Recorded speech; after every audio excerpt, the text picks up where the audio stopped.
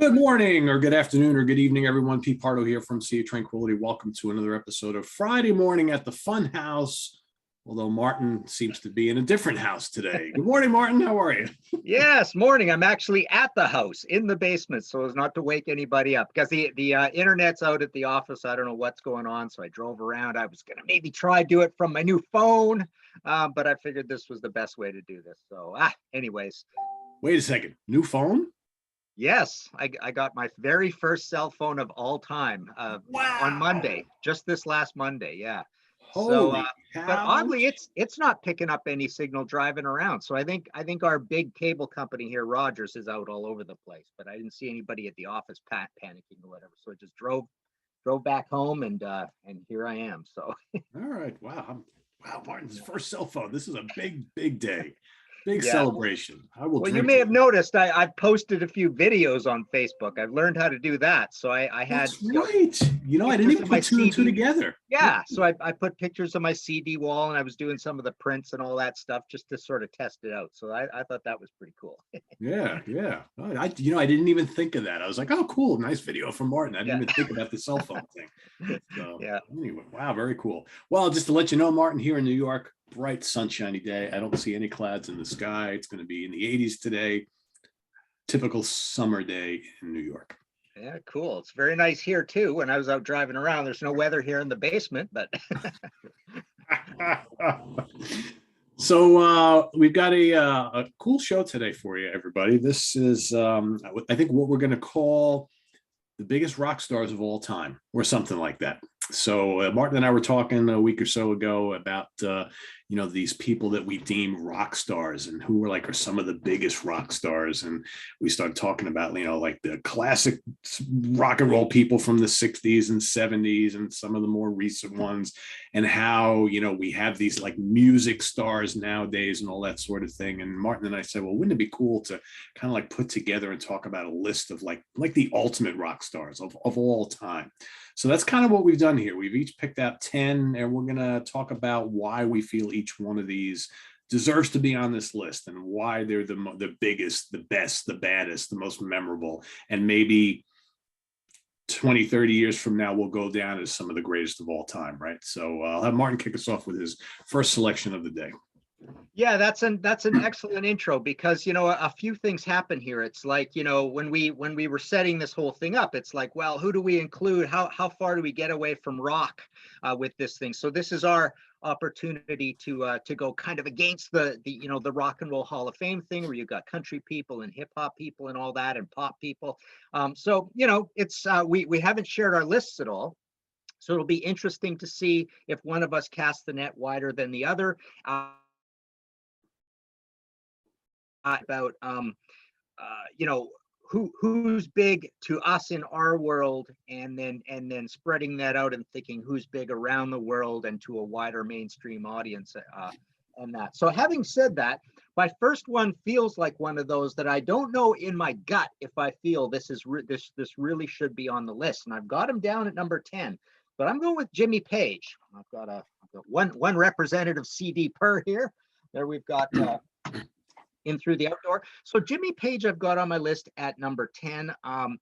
Zeppelin was such a huge band, and I was looking at the numbers. The first album went 8 times platinum. The second one is diamond. That blows my mind, actually. I did not, it hasn't really sunk in that that's a diamond album. Even Led Zeppelin 3 is 6 times platinum. We've got a double diamond in 4. I haven't done this for all of them, don't worry. But House of the Holy is diamond. I mean, that blows my mind. There are no really huge hits on that record, but It that didn't is a matter. diamond album. So Yeah. this is a massive band, right? They're a huge band, but they're a band that hasn't been in operation at all since 1980. And Jimmy's come back a few times over time, but he's not in our face. He certainly doesn't do a lot of interviews in that. So obviously in our world, everybody knows who Jimmy Page is, but it's one of those in the back of my mind where I'm thinking, a 20-year-old, a 25-year-old, a 30-year-old, with this guy not really being in your face and doing a lot over the years, a little bit of solo stuff here and there, playing with the Black Crowes, Coverdale Page, Page Plant, and walking into Clarksdale. If the Firm, even all that doesn't add up to a lot of famousness, right? So yeah, so I've got Jimmy down here at number 10, but it does feel like one of those that if we were talking to a bunch of young kids, he may be one of these guys that actually literally hasn't crossed their radar. It happens. I mean, I remember these stories in the past where, you know, remember Eddie and Wolfie taking that picture. Remember that old meme? And the guy didn't even know who Eddie Van Halen was, right? Yeah. Yeah. So I think he handed the phone to Eddie and said, "Hey, can you take a picture of me and my girlfriend or something like that?" Right? It was Eddie Van Halen, right? It was hilarious, right? Yeah. So it does happen out there. So I've got Jimmy at number 10. Turn it over to you. Yeah, I mean, that's a great point, Martin. And I think there might be a couple on my list that kind of also fall into that category because, you know, I mean, it's like the whole thing about, there was like a big joke, I don't know, a couple of years ago about someone did a survey amongst millennials and, you know, a whole bunch of them had no idea who the Beatles were. And to us, that's unfathomable. How could you not know who the Beatles are? But, you know, younger folks who are like 25 and younger, they have a different perspective on music and who is a star. I think there are some that you know a lot of these people we're going to talk about today, but there's some that it's just never crossed their radar and may never. So maybe we're at a point now where a lot of these people we're going to talk about today, to all the younger people going forward, it's a non-starter for them, right? These people are not going to be on their radar whatsoever. So when I was putting my list together, I thought really hard about who might be considered for this discussion that have kind of popped up on the scene like over the last 30 years or so. And I think my number 10 is someone representative from that list. And he's from a mega band. I mean, their debut album was a monster. They were in the public eye quite a bit for a few years after that debut, and then they kind of like disappeared for a long time. But this guy always he's got an unmistakable look. I think he has the respect of his peers, and the guy is Slash from Guns N' Roses. I mean, he is like, you know, nobody looks like him. And he's a very good guitar player, well respected by the musician community. You know, a rock star for sometimes early on for all the wrong reasons, right? He was a typical bad boy, I think. But being a part of that group, I think, has made him a mythical figure. And whether, you know, you don't have to be a fan of Guns N' Roses to know that that is a mega band, and that debut album and the couple that came after it, enormous sellers. And now they're still doing big business to this day. They've gotten back together and they're going to tour. They're going to sell out stadiums, and that's just the way it is. And so I think Slash, for me, was one. I had a couple guys who are of the more recent ilk, and I think I decided to go with Slash first. And I'm going to have another one in my honorable mentions, I think, that just had to be on this list somewhere. So there you go, my number 10. Yeah, that's pretty cool. And this brings up a really interesting point. Like, the cool thing is we haven't compared our lists, but we're looking for the correct answer, right? Yeah. So we're going to have a lot of overlap as we go forward. In fact, probably I would suspect most of who we're going to talk about is going to overlap, but they're all going to be in different places because that's the nature of having a list of 10, right? Yep. It would be a coincidence if they were ending up, you know, in the same place. So yeah, Slash is a good one. I had him on my honorable mentions. So yeah, spoiler alert, he's not on my list. My number 9, I'm going with Ozzy Osbourne.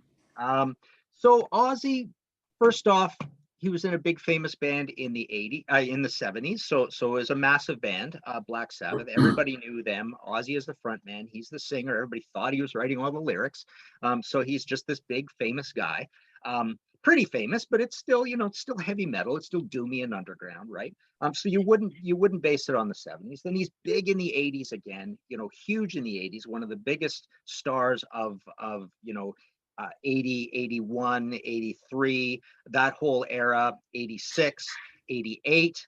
So you get, you know, even during the Ultimate Sin, he's big, and then he's big with No Rest from the Wicked, and he's even bigger. He has a big comeback with No More Tears, and he's still big with Osmosis. Yeah, Osmosis, double platinum. Down to Earth even went platinum. No More Tears was 4 times platinum.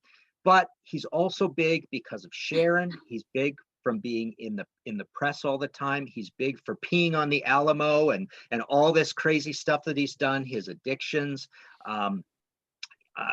just everything about his look, his fashion. And he's also big And that's a huge factor, I think, when you talk about this stuff. He's also big for being on TV, Yeah. for doing the big Osbourne.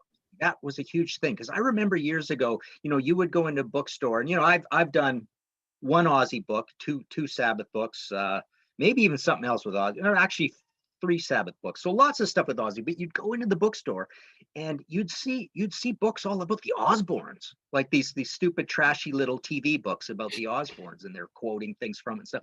So being on TV is a huge deal as well. Plus, this is a guy who has constantly toured, even when he's not making albums all the time.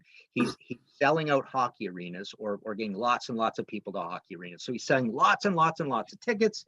He's always done interviews, a lot less over the years as he's lost his confidence with his thought process and even the way he talks, right? So he's done less and less over the years. But just a guy who's always been around. Everybody knows what he looks like. And he's just had a long career.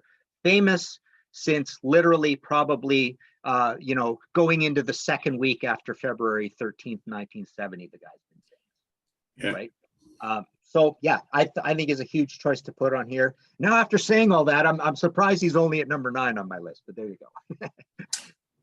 As we say here on Sea of Tranquility, more on that later, right? Okay. All right. Well, our first duplicate here, my number 9 is Jimmy Page. Okay. And yeah, I couldn't not include him. And I think I thought, someone from Led Zeppelin has to be representative here. And I didn't want to, excuse me, geez, peanut butter I had this morning is kind of stuck in the back of my throat. I didn't want to include 2 guys from Zeppelin, so it kind of came down between him and Robert Plant. And I decided to go with Page for whatever, I guess the guitar player in me. But yeah, I absolutely agree with you 100% that he's kind of borderline, because I don't know how much the name or the face resonates with younger people today who maybe aren't hardcore, like, rock fans. But I think anybody who's of age like 35 and above, I would imagine knows who Jimmy Page is. And you can't deny. I did the same thing you did. I was looking at like Zeppelin album sales figures not that long ago, and it's amazing like how many copies all that whole catalog sold. It's mind-boggling. I mean, we've always known they're one of the biggest bands on the planet because they've got, they got the hits, the big stadium tours year after year after year and all that. But man, you look at those sales of all those albums, it's unmistakable. It's mind-boggling. I mean, we can name all our other favorite bands of the last 50 years and none of them come close. You can talk about the Stones, you can talk about Sabbath and Purple and Aerosmith and all those bands. Nobody touches Zeppelin when it comes to albums. You know who comes close? Garth Brooks. It's unbelievable. You look him up on Wiki, right? And that's kind of our point, right? We're leaving off guys like that. There are a few guys out there, but yeah, that guy's just on a weird stratosphere, like a weird plane. But yeah, he's sold a lot of records anyway. Yeah, I mean, if you go across genres, right, I'm sure there's, I bet you if you look into it, I bet you Lionel Richie has sold like millions and millions and millions of albums over the years, right? But but we're talking rock stars here. I think Martin and I have a very clear definition of rock star, right? Got to have produced rock music. That's why, to me, we talked about, when we were discussing this, we talked about like, where does someone like Madonna fit? Is Madonna a rock star? I don't know if Madonna ever, is pop music considered here? It's tough, right? I mean, I have one on my list that's probably kind of borderline, maybe 2. But yeah, we ultimately decided not to go that route. So yeah, so Jimmy Page, kind of borderline, but coming from the old school perspective, he's got to be on here. He's got to be on here. So that's my number 9. Yeah. So again, just to explore that a little more. I mean, we talked and again, we didn't compare a list, but we said, hey, who's in, who's out? And you think of The Weeknd, you think of Drake, you think of Kanye West, Eminem, Celine Dion. Right. And I have one that I think is a little borderline as well. And yeah, I'll not bring up another name until we're done, because I want to see if he's on your list. But there's one that I would have had high on my list, but I disqualified him. So we'll see. Anyways, my number 8, Keith Richards from the Rolling Stones. So I included Keith because again, same sort of thing. He's been famous since about whatever that is, 1963, I think it is. And they were basically a pretty big band right out of the gates. They got a lot of press and a lot of pictures, and they were in all those teeny bopper magazines. Of course, they got much bigger by the end of the 60s. They were one of the biggest bands in the world all through the 70s. And even though the multi-platinums kind of took a while to build up, they certainly did build up over time because they just keep coming back in waves. They were always together. There weren't a lot of solo albums along the way, but even that has accumulated over the years. We've got 3 now from Keith. I think we have 3 from Mick now. And then most of the other guys have done, 1 or 2 or 3 along the way. So they've done that, but they've always been the Rolling Stones. And obviously the records have really spread out over time. But the other huge thing, again, that I considered in a big way is the massive amount of ticket sales over decades and decades and decades and decades. So even when the Stones weren't busy making any new studio albums, Voodoo Lounge, Bigger Bang, up into this era, right? Bridges to Babylon. They were still, regularly enough touring, and it was massive news all over the place. It was mainstream news. CNN would say, "Oh, Rolling Stones are out on tour again," and all that kind of stuff. Millions and millions of people would show up, massive shows, stage shows. Done a fair bit of press over the years. They've just been ubiquitous out there, and I think you would have to say that they're the band with the second amount of true royalty in the world behind the Beatles. Yeah. And then it goes down from there. So yeah, I had to include Keith. He's still with us. All the narrative about I can't believe he's still alive, and that funny quote that I read at one point. I can't remember who said it, but Keith Richards is held together with nicotine and dust. Yeah.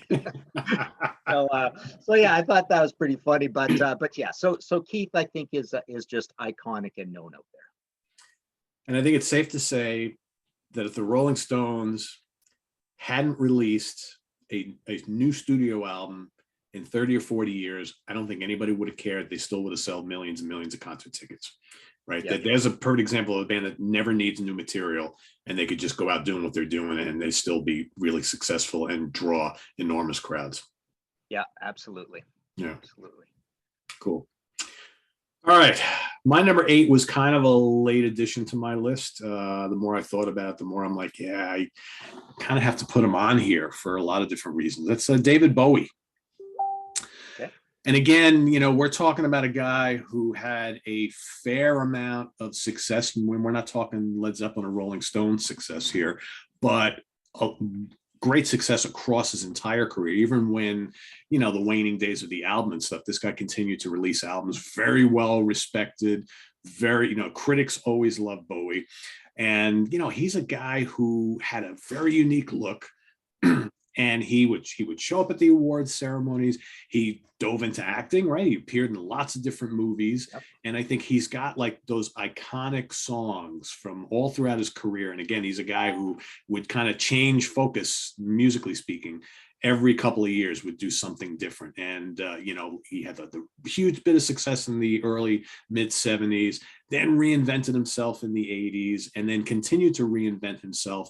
And like I said, dive into acting and whatnot, always did the interviews, just the mythos of David Bowie, I think, is this kind of like rock and roll chameleon. I think still lives on to this day, even all these years after his death. And to me, he was always one of those, again, I don't want to say just singers, but one of those musicians, one of those stars from the 70s, I think, that truly lived on from decade to decade to decade, right up until his death. And he always kept reinventing himself, always kept releasing new material, always was out there in the public eye. He had high profile wives and whatnot, so, I mean, he definitely was one of those, the upper pantheon of, we look up to, wow, that's a rock star right there. I mean, he's done it all throughout his career. Again, maybe to lesser degree than some other folks we're going to talk about here, but to me, he had to be on this list. The more I had him in my honorable mentions, and I kept looking at my list, I'm like, you know what? He's got to be on here. So ultimately, I decided to move him on. So number 8, David Bowie. All right, more on that later. There you go. My number 7, I'm going with Freddie Mercury. I really feel that, again, this is a band who's been famous since pretty much 73, 74, 75. They're known, they're respected, they're super famous starting in about 76. They're massive in 77 with News of the World and Jazz, and then they're massive all over again with The Game. And then, you know, their profile in the States kind of goes down. The records aren't as well respected, but they're still a huge band all over the world, massive band in the UK. This is one of those world situations where, you know, Queen certainly, you know, they sold a lot of records here, but they're not, this is one that you take in the global results. And then obviously there's his tragic death in 1991. There's the new movie, which really brought up all stuff, you know, all sorts of recognition and fame for Queen again. There was the, you know, the being in, what's it called? Wayne's World, right? Yep. The car scene, that was big for them again with Bohemian Rhapsody. Lots of reissues over the years. Brian May keeps getting invited back to do the national anthem and whatnot at various huge events. And he's just really kept in the spotlight and seen as a totally iconic guy. So he's down near, you know, lower on my list. And it was one of these again. I've got him at number 7. He could have been 8. He could have been 9. He could have fallen slightly off the list. He's kind of in that zone. I don't know how high I would put him, but here he is, number 7. Yeah. So Freddie was in my original list as well. And because I think, to me, again, one of the things when I was putting this list together, I'm like, well, are these guys like the ultimate, the biggest rock stars to me? And then I try to take it out of myself and say, well, to everybody else, right? And I ultimately decided to replace Freddie with a guy who was probably his biggest influence, I think, and who was borderline for this list for me, but I ultimately couldn't leave him off because he's more of an old school guy. But I just, Freddie, again, he's, for me, absolutely. Sometimes when I was thinking about doing this, I'm like, well, if I walk down the street here in town and I run into 10 people and I name some of these folks, how many are going to say, oh yeah, of course I know who that person is? And how many are going to say, I don't know who that is? And I ultimately thought, I'm like, you know, how many like just casual music fans know Freddie Mercury? And I was like, I don't know. If you say Bohemian Rhapsody, they're going to be like, yes, I know that song, right? So I ultimately took him out. He's in my honorable mentions. Yep. He's borderline for me. My gut, if it's just me talking, he's top 5. Because I think he's one of the greatest frontmen of all time, and he's amazing. But so the guy went for number 7. The more I thought about it, I was like, yeah, this is not necessarily a Pete pick. This is a world pick for me, and this is old school. It's the only real old school one I have on here, and we're talking really old school. I went with Elvis Presley as number 7. Okay. Again, I'm not the biggest Elvis Presley fan. I do like plenty of Elvis songs. And this is going way back, right? So this is before a lot of these guys we're going to talk about. But I think that this guy influenced so many of the dudes that we're going to talk about. And he's probably one of the biggest stars of all time, not only in music, in record sales. I mean, Elvis albums it still sell a gazillion copies of stuff. The stuff is still played on the radio. He was a massive movie star. And I think just the whole legend of Elvis Presley just forever lives on, even though he died like, you know, almost 45 years ago or whatever it was. And I just thought, you know, this is not traditional rock like what we're talking about, but still early rock and roll was all Elvis. And I said, you know what, it'd be a shame to not include him on this list today. So I'm going to put him in my number 7. There's probably a lot of people who think he's the ultimate rock star and automatically is number 1. And I wouldn't argue that too much. It wouldn't be it for me, but I figure somewhere on this list he had to be. So there you go. I love where you put Elvis. That was the one I was going to bring up, but I was going to wait to see if you brought him up. That was the one guy I was going to email Pete and say, or, you know, messenger you and say, are we including Elvis, right? So I left him off my list, but I love where you put him too, because I think as time goes on and on and on and on, and he's not been with us for all those years, and he even had a strange career when he was around. You know, he was massive, you know, before other guys have been around a long time, you would have absolutely put him super high. And then even if I was going to include him on here, I think I might have even had him 2nd or 3rd. So I would not have even put him first now, because I'm trying to do exactly what you're doing. Look for the right answer, not for the answer that we would think that we would know.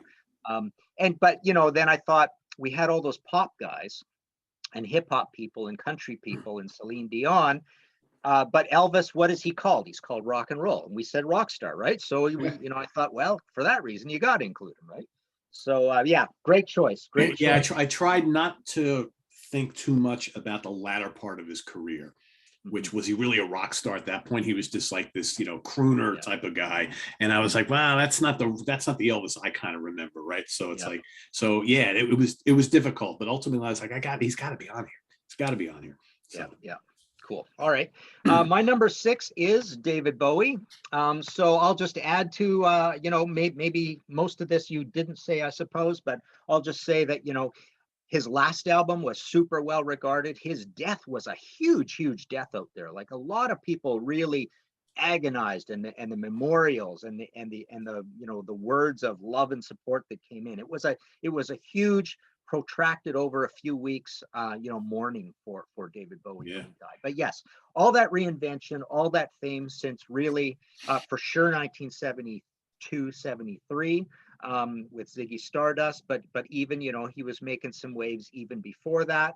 And then he's been so influential in a lot of the really cool things he did, like the Berlin years and all that. And he's frankly, among a the 20 to 30 to 40-year-old rock cohort that actually plays instruments in that and is out there, alternative or whatever.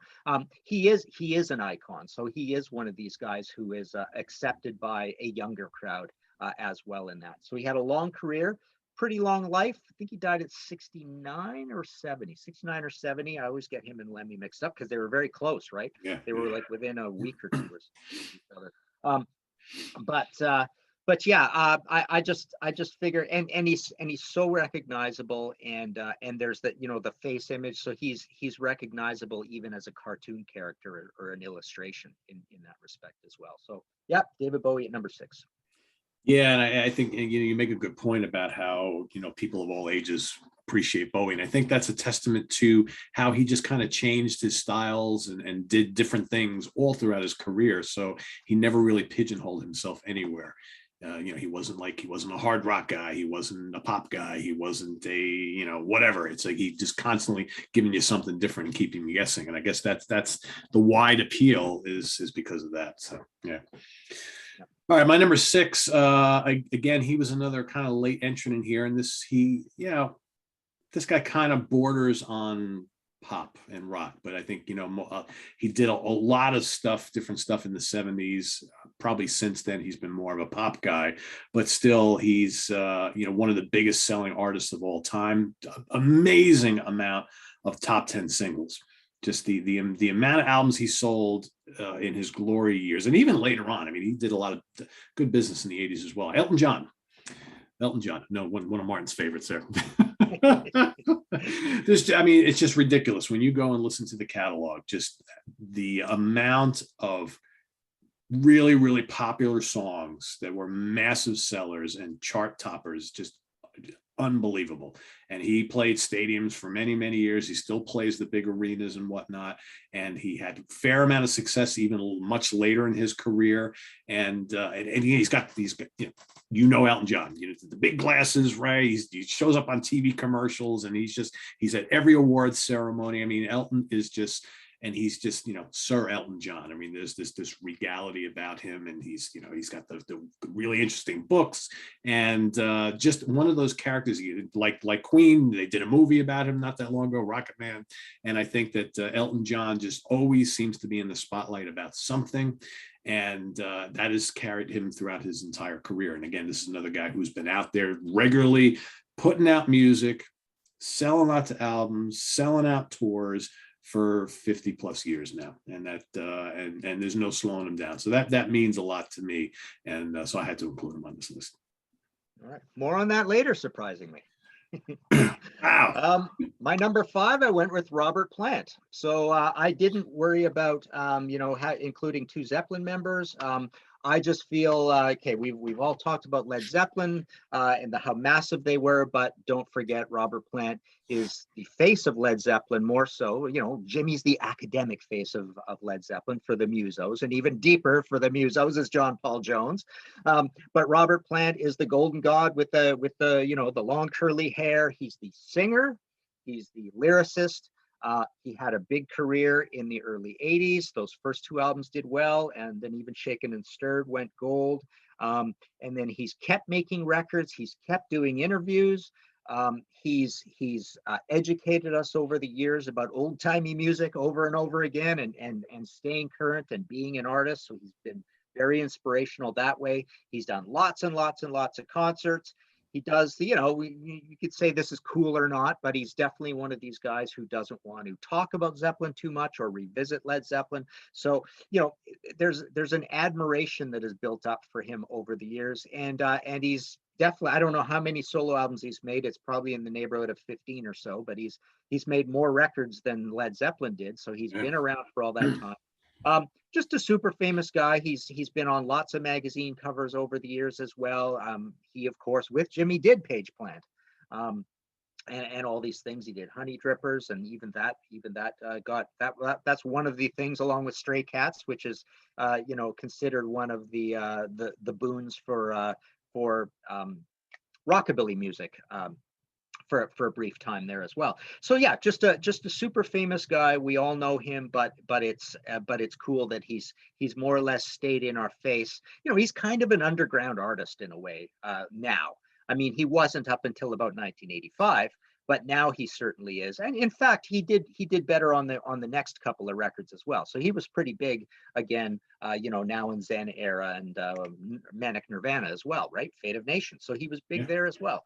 So yeah, I've got him in here as number 5.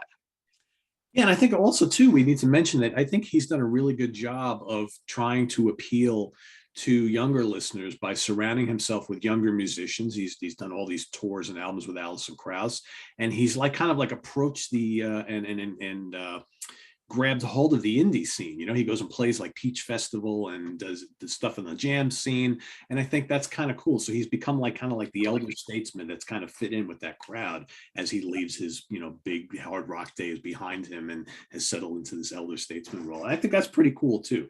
So you have potentially he's opened himself up to a whole army of new listeners that probably would have never given Led Zeppelin a chance, and now all of a sudden it's oh yeah, Robert Plant's playing on this festival circuit. That's kind of cool. Amongst all sorts of other bands like the Black Crowes and Government Mule, and more of the kind of rootsy type of stuff. So that's kind of, and I think he's pretty comfortable there. Great point. Yeah, very cool. All right, my number 5. I don't really know his impact internationally speaking. But I think here in North America, you can't leave Bruce Springsteen off of this list. And I know in more recent years, folks who may have been huge Springsteen fans, growing up in the 70s and the 80s and into the 90s have criticized him for, political statements and, what party he sides with and all that kind of stuff, and his little mini rants at concerts and all that. I don't really care about all that stuff because I don't listen to that. And to me, that doesn't mean anything. But I think, Bruce Springsteen has just been one of Americana's great success stories, growing up as a young kid in Asbury Park, New Jersey, and just slugging it out on the club scene for all those years in the late 60s, early 70s, and just becoming a phenomenon here, with albums like Born to Run and Born in the USA, Darkness on the Edge of Town, The River, and then, all those more recent albums. His albums still sell quite a bit. He goes and he tours giant stadiums and plays 4-hour concerts every night. And, he's got this great band, the E Street Band, who just are chock full of stars there as well. And he's another guy. He's just, he does all the award appearances. He's always doing interviews and, appearing in documentaries and things like that. He shows up, he played with Paul McCartney recently here in the New York area. He goes and shows up and joins the tribute concerts and does the Hall of Fame things. He's like the statesman of rock. He's just say, if you need me, I'm there. And I think that he will forever go down as one of the great rock stars of the last 50 years. And I didn't want to leave him out here. So, and I do like a good chunk of his music. It's American rock and roll. And it's just, again, how much he is a big star all over the place on this globe like he is here, that I'm not really 100% sure of, but I think for here, he's definitely one of the biggest. So cool. All right. My number 4, Bruce Springsteen. You know, I bet if you did one of those little internet meme things and you went out and asked a bunch of young people and you said like, who is your favorite president of the last 30 years? George Bush 1, George Bush 2, Bruce Springsteen, Barack Obama, or Bill Clinton? You know, I bet a lot of them would say Bruce Springsteen. Yeah, he was a great president, right? You know, because he's so famous in America, right? You almost feel like, boy, that guy's never been president. That's funny. How did that happen, right? Yeah. He would be, right? You know, it's crazy. But I love what you said about and at the beginning about I don't know his international presence, and I don't know it either. I don't know how massive he is. You know, I'm sure there's, you know, 2 or 3 countries where he's probably even got an outsized presence even bigger than America, like just some freak little, you know, market that he's super hot in or whatever. But I'm not sure how much he's toured around the world and gone far flung like a Maiden or a Deep Purple, who have gone into a lot of, you know, countries that normally don't. I don't know even how much he's done Europe. But obviously, yeah, I mean, born in the USA, 19.6 million copies sold in the States. You know, he was big around 9/11 with the Rising. He's like you say, the concerts are like a godly huge experience. He's like a, you know, Rolling Stones goes on tour, or U2, Bruce Springsteen. It's a massive event. He's been famous since, you know, those Time and Newsweek covers at the same time, right? I think it was 1975 maybe. Yeah. But he was hyped and you know, deserving of the hype right out of the gates. And the other cool thing about him is he's constantly made albums, and then like you say, he's always on the bills for these big, you know, American get-togethers.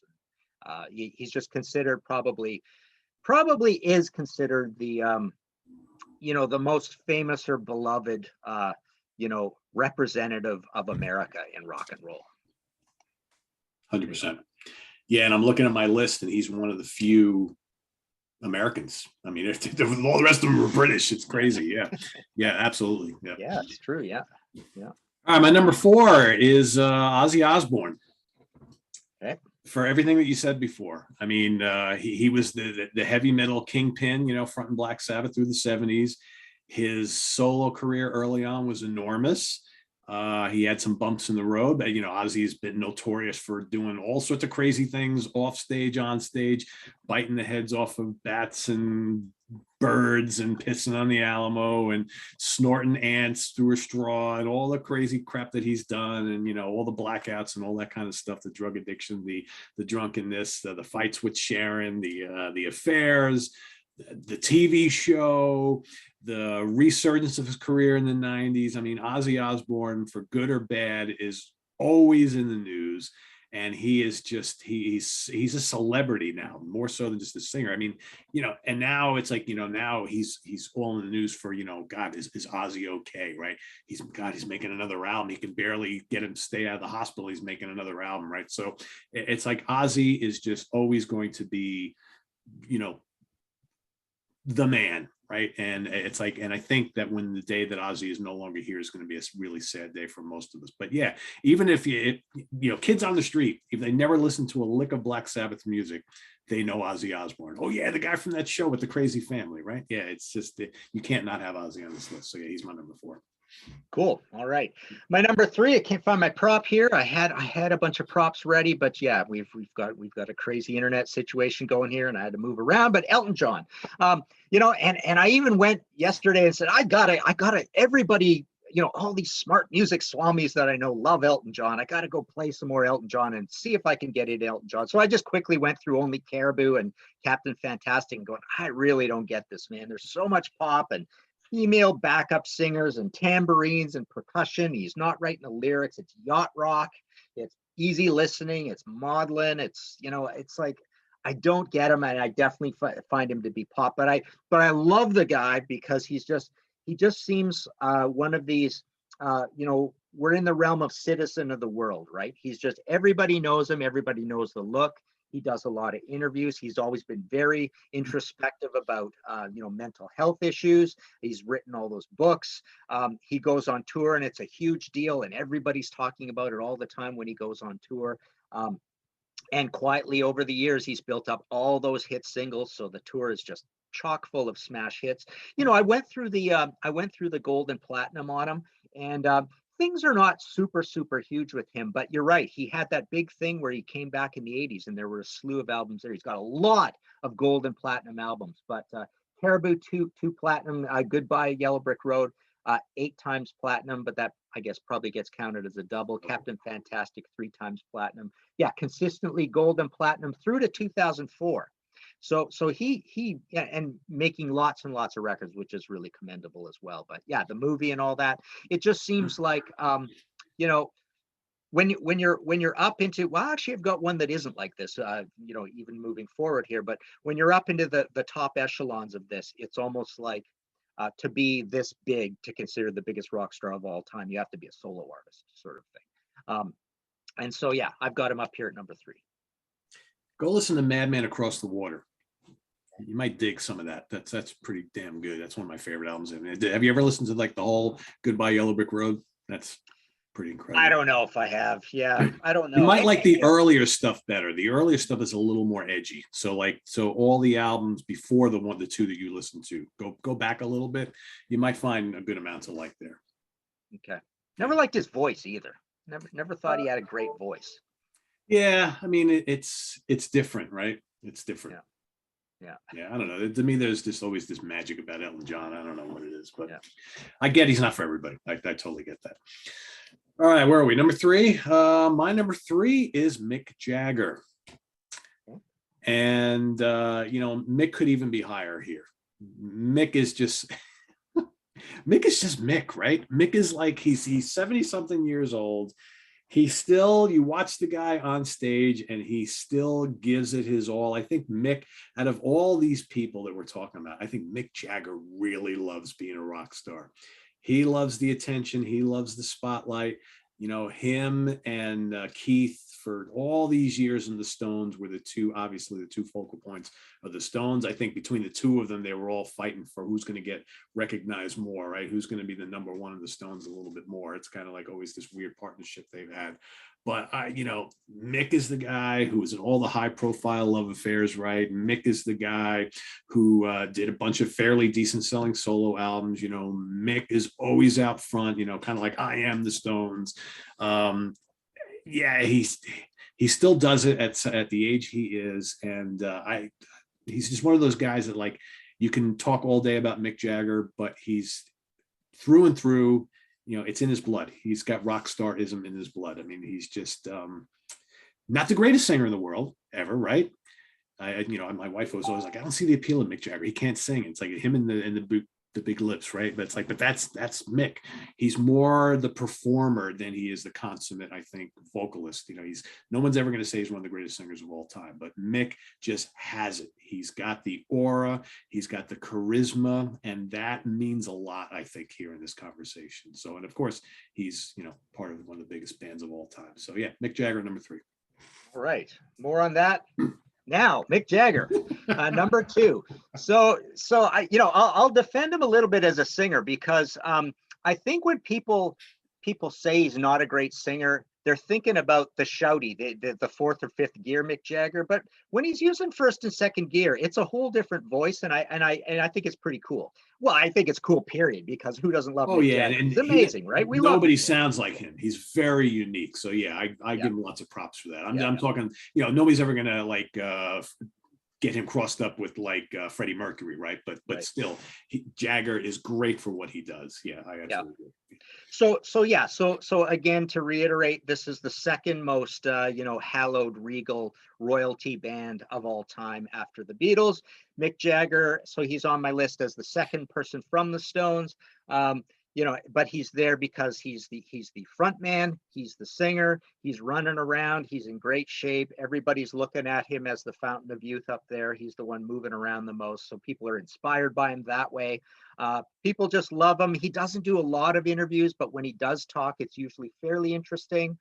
Although sometimes I think he can be a little guarded as well. He can be safe as well, but he's just this guy who's led this hallowed life that no one can relate to, right?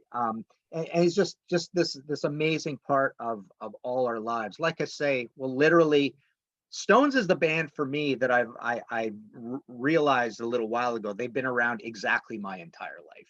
So like the Stones is born in '63, I'm born in '63. Mercury, right? They've been there the entire time, right? So that's really cool. And then, I even just uploaded so I can put them in my iPod Classic, the Mick solo albums, which sometimes get a little abuse, but Wandering Spirit, people like that one. She's the Boss. Quite a bit of people like that one. Primitive Cool, that one people don't like very much. And then there's Goddess in the Doorway, which I can understand why people don't like that. That one's got too many guest stars. It's just kind of too glossy. But and I think one thing maybe we haven't mentioned here is how big the Stones were again. Some Girls, Emotional Rescue, Tattoo You, right? Tattoo You, yeah. That whole era, like 81, 82, everybody was in love with the Stones all over again at that point. So I think it's a clear number two. In fact, my number two and my number one, I've never wavered on when I've had these debates with people, and everybody else has juggled around a lot. So there you go, number two. I have a feeling our number one is going to be the same. I think so. That's not surprising. What might be surprising to you, Martin, is my number two, and kind of surprising to me as well, because this guy was not in the spotlight for all that long. But I think the legend of this guy has grown and grown and grown over the years. And my number two is Jimi Hendrix.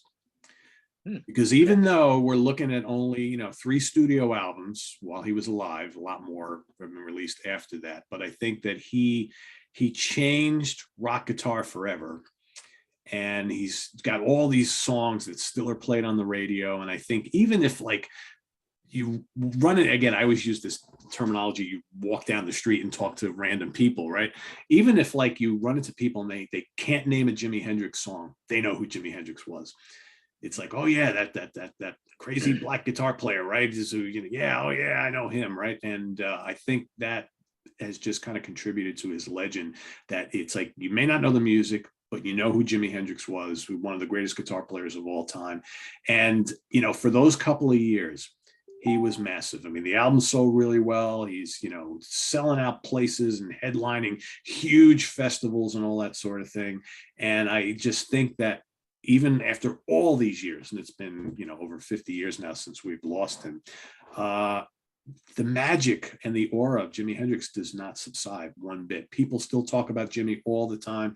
People still play his music all the time. So many guitar players talk about how still they're influenced by Jimi Hendrix and look to his music for inspiration. And maybe I could have put him a little lower, but I just think that among the real musicians in our list, because we've talked about a lot of singers here, there's something about Jimi Hendrix that I think is just mythical and will always be 20, 30, 40, 50 years from now. So Jimi Hendrix, number two. Yeah, that's pretty cool. And I think the reason the legend is so big, and I'm thinking in my head, what legends who have passed on can you compare with him? And I think they all fall short. I think Elvis falls short, Jim Morrison falls short, John Lennon falls short. And I think it has to do with the fact that he played a guitar. I mean, it's not about his lyricism. Or vocals or whatever, or what he did in history kind of thing. It's about something really tangible. Just being this guitarist who came just from complete left field and changed everything. It scared everybody, right? Yeah.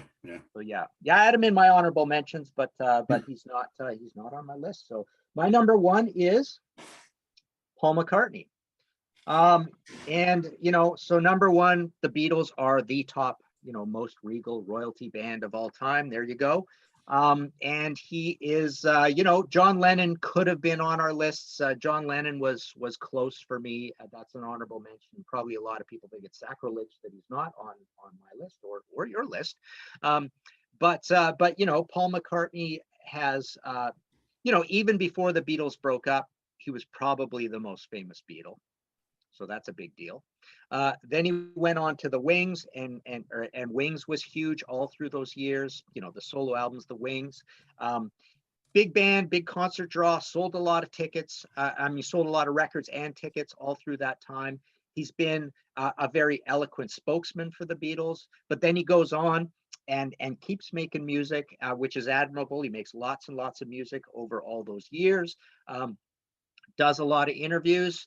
I even interviewed him for my Queen book. I mean, I couldn't believe that. Getting that one is really the highlight of all my, the highest. Well, he's the highest guy in the food chain, period, here, but he's by far the highest guy on the food chain I've ever interviewed, right?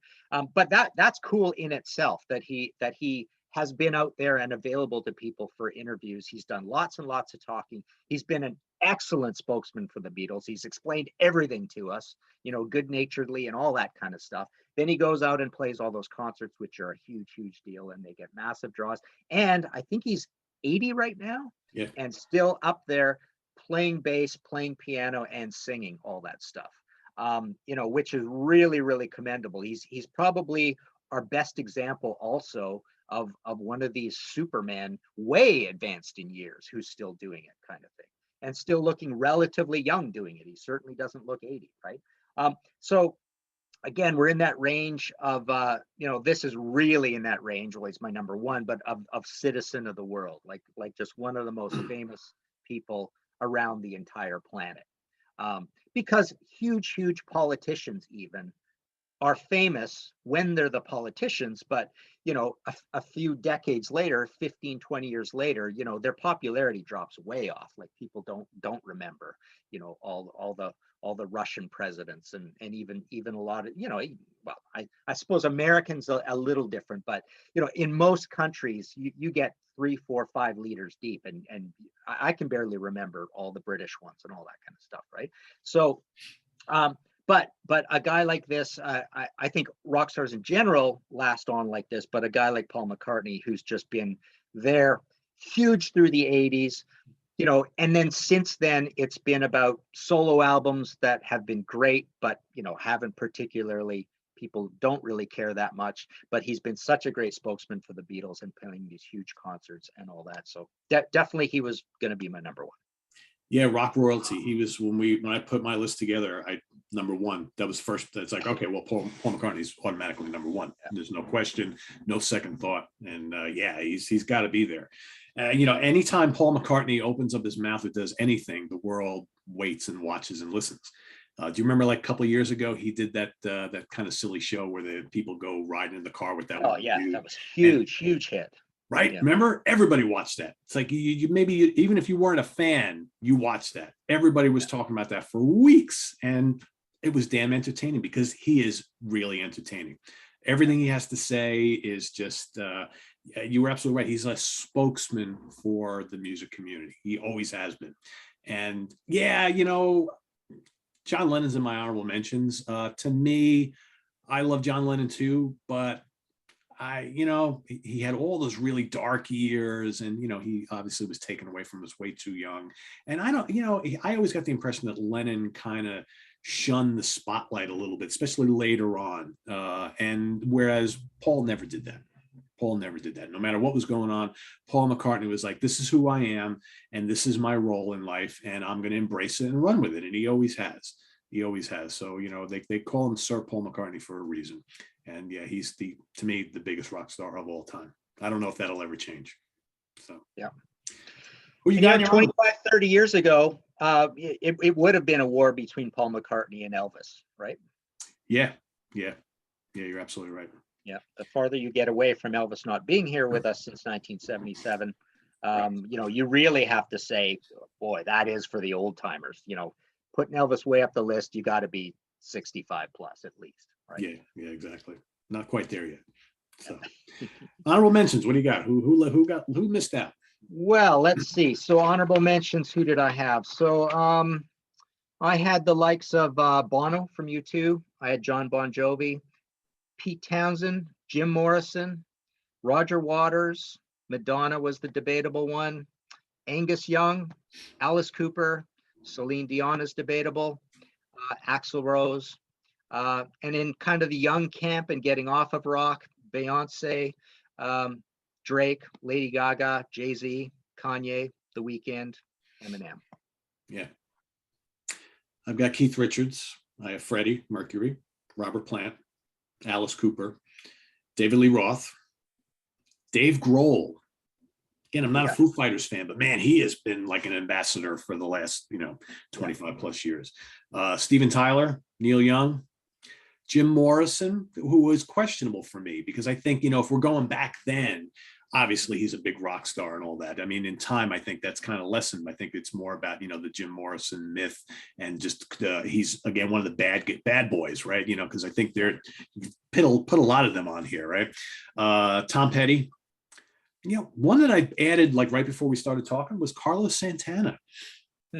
Again, maybe not a mega star, but man, everybody knows who Santana is, right? Everybody. And then a couple that are like borderline, because are they really rock? Prince. Yeah. Michael Jackson, right? King of pop. Yeah. John Lennon. You mentioned Pete Townsend. I mean, there's a ton more. Billy Joel. Billy Joel. Yeah, another one. Yeah, absolutely. I mean, the list can go on and on.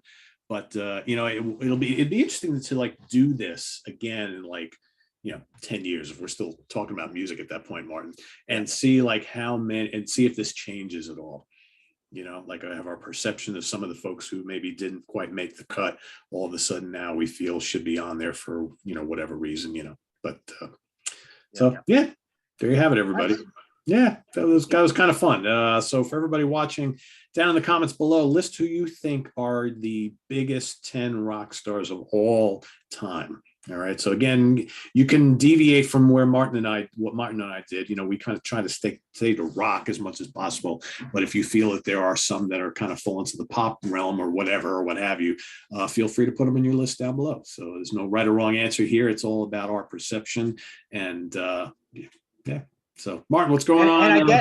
And I guess just to add to that, I mean, if you pick anybody super new, like The Weeknd or Drake, well, Drake's actually not very new anymore, but there's also the element of standing the test of time. Like it's almost like, what have they done for 30 or 40 years, right? Yeah. Or how has even if they've been dead for 30 or 40 years, how has their memory held up or whatever? So, yeah, I mean, that's a good point, right? And that's one of the reasons why, like, Jim Morrison didn't make my cut, right? And for some, for a guy from like the newer, more recent years, how about like, Kurt from Nirvana? Yeah, or Cobain, right? That's a guy. I mean, to a lot of people who were younger, who grew up with the whole Seattle scene, he's a god, right? But again, he was only a couple of years, right? And he's not a guy who liked the spotlight. I mean, he took his own life because he couldn't deal with a lot of things that were going on, right? And so, him and Morrison are cut from the same cloth almost. Two kind of tortured artists who weren't really around long enough, but while they were here, were enormous. Yeah, Liam Gallagher. Yeah. Even Noel Gallagher. Yeah. And what's his name from Coldplay? I can't even remember his name. Chris Martin. Yeah. Right. Yeah. There's, Eddie Vedder could be one too. Yeah. Right. Yeah, for sure. Yeah. Scott. So Wheeler. The point is, 20 years down the line, what has Eddie Vedder done for us that Robert Plant and Jimmy Page haven't, right? Have they fallen right off the radar for 20 years? And Eddie Vedder, all of a sudden, Pearl Jam's, back together. They've made 5 albums. They've been touring constantly, doing interviews, right? Yeah. So everybody will have a different perspective, I think. It'll be interesting to see what we look at in the comments, and who people deem as the best or the biggest or whatever, the ultimate. So yeah, it's a fascinating topic, actually. So it's very cool. All right, Martin, what's going on? The Contrarians, the podcast, new books. What do you got? Well, let's see. We just had a Contrarians go up that is really cool with Ralph Chapman. All the best cowboys have Chinese eyes. The last episode of History in 5 Songs with Martin Popoff, the podcast, was about what was it about? Songs about radio, I guess, was the last one. Did that, and martinpopoff.com for any books. If there's a PayPal button there, it's in print.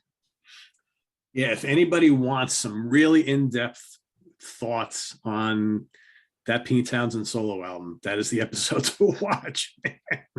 I mean, he literally, I didn't know there would be anybody on this planet who could talk at that length about an album like that. I mean, that was pretty amazing. Yeah, it was good. Yeah, definitely good. That was pretty amazing. Cool. So head on over to Martin's website, check out all the things he has going on over there, and visit us on the web at www.seaoftranquility.org.